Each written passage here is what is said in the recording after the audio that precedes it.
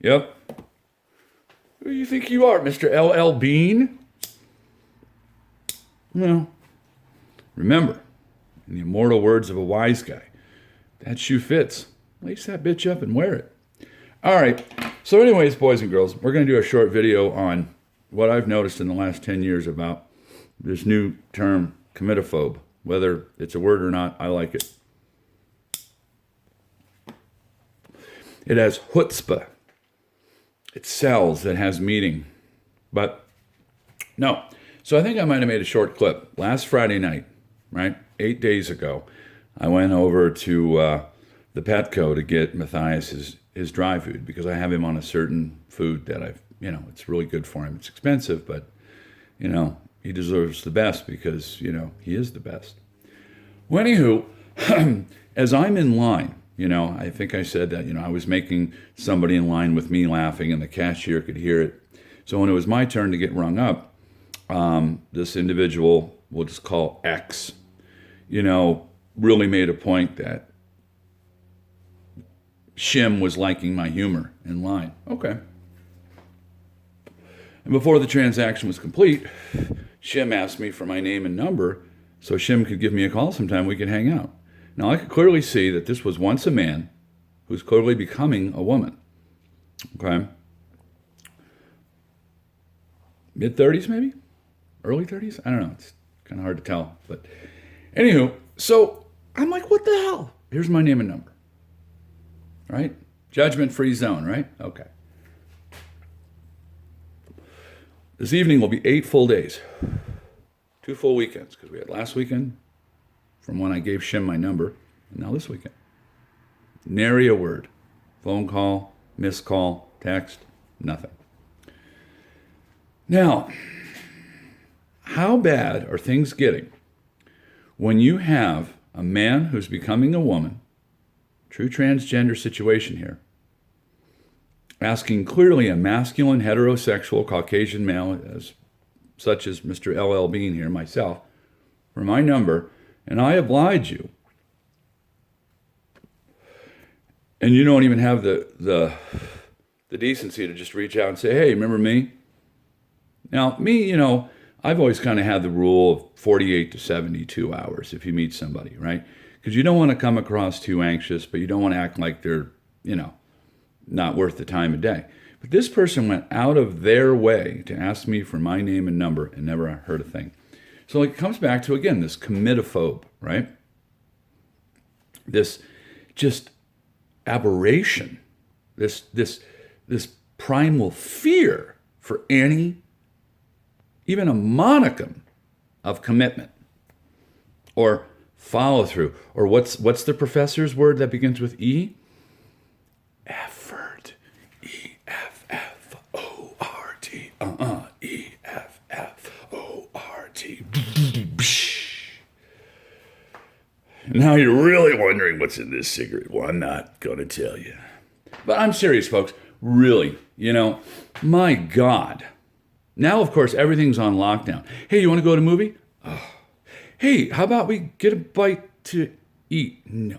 You want to go to this concert? Sports? No. All right, first date. Hey, I know a place where we can, sit down with candlelight and have a really good dinner, and it's really affordable, and it's an awesome atmosphere. Where would that be? My place. And I'm not that bad of a cook. I got past the burning the salad years, but I don't even know you. How can I feel comfortable coming to your house for dinner? What other options do we have?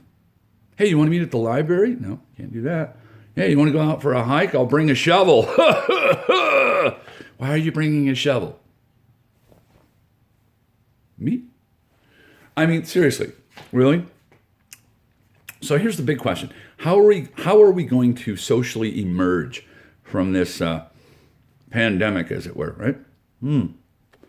Are we going to be, better as people? Like, absence makes the heart grow fonder. Don't Know What You Got Till It's Gone by Cinderella, 1988, off the Long Cold Winter album. Great song, by the way. But how are we going to emerge from it? That's going to be the really interesting thing. And here's the second thing. seeing the powers that be that own and run the world, what are they all up to? Okay? Because just like 9/11, there's going to be new, not just national, but global policies and rules and regulations that are going to come in. We're not going to go through something like this and just return to the status quo and everything's just, the way it was. This is all part of a major plan. And I'm not just sitting here, rolling my own cigarettes and playing conspiracy theorist. But, black is white, white is black. Look through the looking glass, people. Something's going on here. And things are there's gonna be a shakeup. There's gonna be a change by the time this all just blows through. And it will. I mean, think about this. From what I understand, somewhere between 94 and 98% survival rate. It isn't like if you just get it, you're gone. No. A very high likelihood of survival, especially if it's detected early. But yet, now you can't even go into the Maverick and get your own Slurpee or coffee anymore. You have to prepay, and they give you a cup, and the cashier's got these little disposable gloves like a cafeteria worker. And it's only going to get more interesting from there. Yeah. So, we're not going to emerge from this the way we were. It's like two dicks in your asshole. You're never going to be the same. Yeah, there's some nasty porn out there. But remember, women deserve respect. Some. Not all. I demand respect. Here's your 100, get out of here. No, but really, we're disgusting.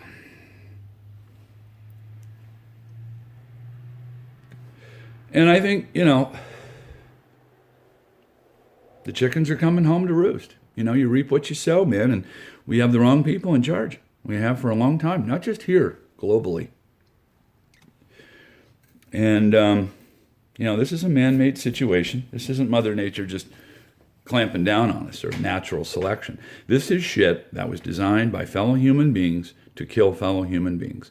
Like if we don't have enough going on in our rudimentary to mundane existences, that we've got to deal with this happy horse shit, this now 4-ring shit show, like when 3 rings just wasn't enough. So anyways, happy Saturday, people. But,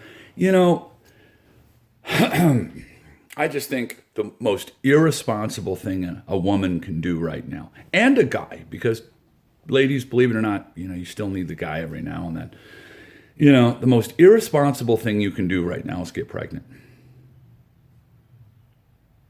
The last thing we need right now is another population explosion, with all the corona babies by the end of the year. Oh, no. Right? Sex needs to be more recreational right now, if you're having it, unlike myself. Not procreational, right? So, anyways, be healthy, be good, wash your hands, and say a prayer every now and then. I always pray to Dan Fogelberg. He's on my wall in the hallway. Love you guys. Have a good day.